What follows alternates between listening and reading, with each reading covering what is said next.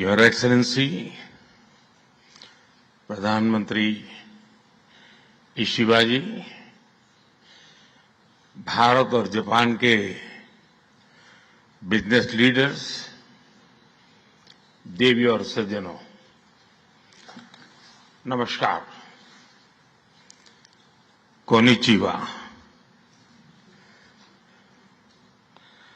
मैं आज सुबह ही टोक्यो पहुंचा हूं। मुझे बहुत खुशी है कि मेरी यात्रा की शुरुआत बिजनेस जगत के दिग्गजों के साथ हो रही है और उसमें से आपसे बहुत लोग हैं जिनसे मेरा व्यक्तिगत परिचय रहा है। जब मैं गुजरात में था तब भी और गुजरात से दिल्ली आया तो तब भी आप में से कई लोगों से बहुत ही निकट परिचय मेरा रहा है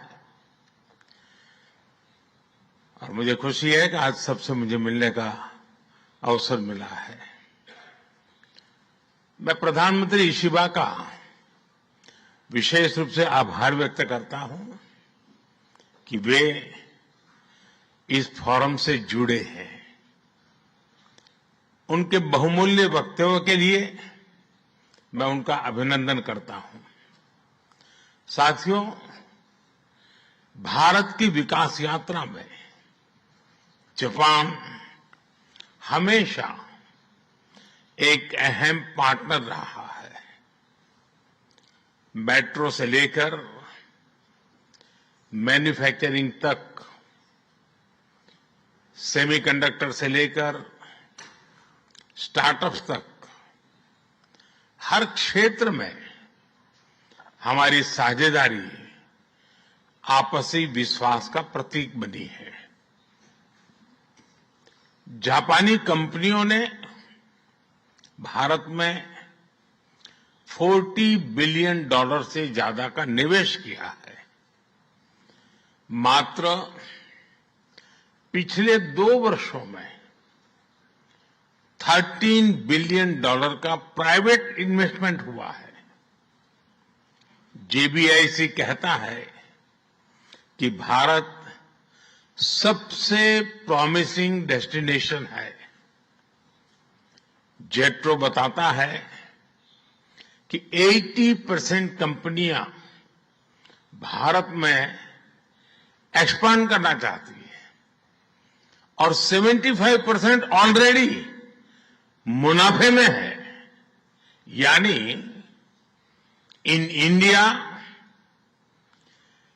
capital does not just grow, it multiplies. साथियों, पिछले 11 वर्षों में भारत के अभूतपूर्व ट्रांसफॉर्मेशन से आप सब भली भांति परिचित है। आज भारत में पॉलिटिकल स्टेबिलिटी है, इकोनॉमिक स्टेबिलिटी है, पॉलिसी में पारदर्शिता है, प्रिडिक्टिबिलिटी है। आज भारत विश्व की सबसे तेज ग्रो करने वाली मेजर इकोनॉमी है और बहुत जल्द विश्व की तीसरी सबसे बड़ी इकोनॉमी बनने जा रहा है। वैश्विक ग्रोथ में भारत 18% योगदान दे रहा है। भारत की कैपिटल मार्केट्स में अच्छे रिटर्न्स मिल रहे हैं। एक मजबूत बैंकिंग सेक्टर भी है। लो इन्फ्लेशन और लो इंटरेस्ट रेट्स, करीब $700 बिलियन के फॉरेक्स रिजर्व है। साथियों, इस बदलाव के पीछे हमारी रिफॉर्म, परफॉर्म और ट्रांसफॉर्म की अप्रोच है। 2017 में हमने वन नेशन वन टैक्स की शुरुआत की थी। अब इसमें नए और बड़े रिफॉर्म लाने पर काम चल रहा है। कुछ हफ्ते पहले हमारी संसद ने नए और सिंप्लीफाइड इनकम टैक्स कोड को भी मंजूरी दी है। हमारे रिफॉर्म्स केवल टैक्स प्रणाली तक सीमित नहीं है। हमने ईज ऑफ डूइंग बिजनेस पर बल दिया है। बिजनेस के लिए सिंगल डिजिटल विंडो अप्रूवल की व्यवस्था की है। हमने 45,000 कंप्लायंसेस रेशनलाइज किए हैं। इस प्रक्रिया को गति देने के लिए डीरेगुलेशन पर एक उच्च स्तरीय कमेटी बनाई गई है। डिफेंस और स्पेस जैसे सेंसिटिव क्षेत्रों को प्राइवेट सेक्टर के लिए खोल दिया गया है। अब हम न्यूक्लियर एनर्जी सेक्टर को भी खोल रहे हैं। साथियों, इन रिफॉर्म्स के पीछे हमारा विकसित भारत बनाने का संकल्प है, हमारा कमिटमेंट है, कन्विक्शन है और स्ट्रेटेजी है। और विश्व ने इसे रिकॉग्नाइज ही नहीं, एप्रिशिएट भी किया है। S&P ग्लोबल ने 2 दशक बाद भारत के क्रेडिट रेटिंग अपग्रेड किए हैं। The world is not just watching India, it is counting on India.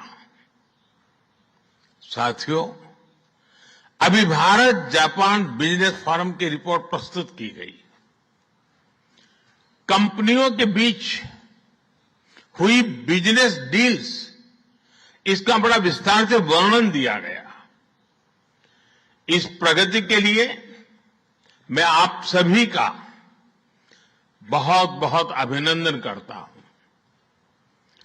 हमारी साझेदारी के लिए मैं भी कुछ सुझाव बड़ी नम्रतापूर्वक आपके समक्ष रखना चाहूंगा। पहला है मैन्युफैक्चरिंग। ऑटो सेक्टर में हमारी भागीदारी बेहद सफल रही है और अभी प्रधानमंत्री जी ने इसका विस्तार से वर्णन किया। हम साथ मिलकर वही magic batteries, robotics, semiconductor, ship building और न्यूक्लियर एनर्जी में भी दोहरा सकते हैं।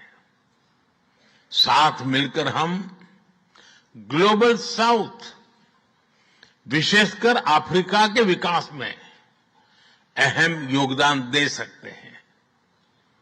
मैं आप सबसे आग्रह करता हूं, कम make in India, make for the world. Suzuki और डाइकिन की सक्सेस स्टोरीज आपकी भी सक्सेस स्टोरीज बन सकती है। दूसरा है टेक्नोलॉजी और innovation. Japan tech power house है और भारत एक टैलेंट पावर हाउस है।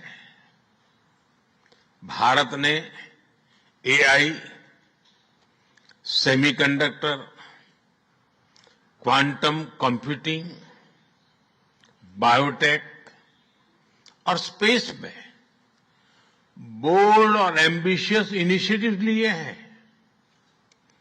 जापान की टेक्नोलॉजी और भारत का टैलेंट मिलकर इस सदी के टेक रिवॉल्यूशन का नेतृत्व कर सकते हैं। तीसरा क्षेत्र है ग्रीन एनर्जी ट्रांजिशन। भारत तेजी से 2030 तक 500 गीगावाट रिन्यूएबल एनर्जी के लक्ष्य की ओर अग्रसर है। हमने 2047 तक 100 गीगावाट न्यूक्लियर पावर का भी लक्ष्य रखा है। सोलर सेल्स हो या फिर ग्रीन हाइड्रोजन, साझेदारी की अपार संभावनाएं हैं। भारत और जापान के बीच जॉइंट क्रेडिट मैकेनिज्म पर समझौता हुआ है। इसका लाभ उठाकर क्लीन और ग्रीन फ्यूचर के निर्माण में सहयोग किया जा सकता है। चौथा है नेक्स्ट जेन इंफ्रास्ट्रक्चर। पिछले एक दशक में भारत ने नेक्स्ट जनरेशन मोबिलिटी और लॉजिस्टिक इंफ्रास्ट्रक्चर में अभूतपूर्व प्रगति की है। हमारे पोर्ट्स की क्षमता दोगुनी हो गई है। 160 से ऊपर एयरपोर्ट्स हैं। 1000 किलोमीटर लंबी मेट्रो लाइन बनी है। जापान के सहयोग से मुंबई और अहमदाबाद हाई स्पीड रेल पर काम चल रहा है। लेकिन हमारी यात्रा यहीं नहीं रुकती। Japan's excellence and India's scale can create a perfect partnership. पांचवा है स्किल डेवलपमेंट और पीपल टू पीपल टाइज।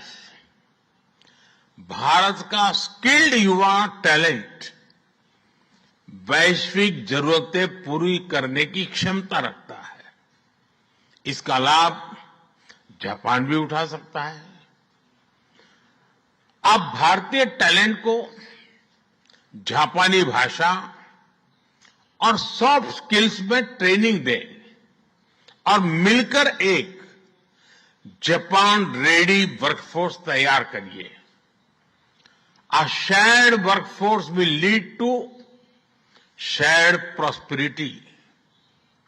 साथियों, अंत में मैं यही कहना चाहूंगा, India and Japan partnership is strategic and smart, powered by economic logic.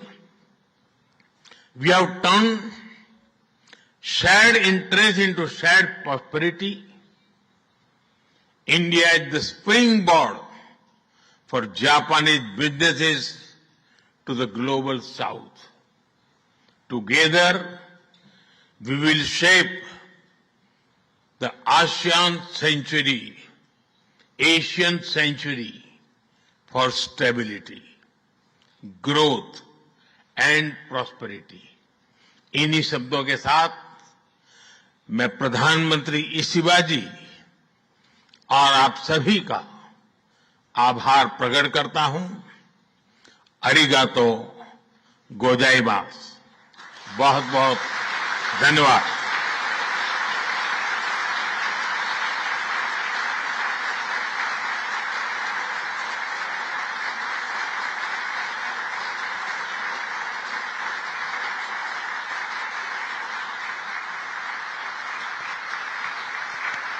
モディ首相、ありがとうございました。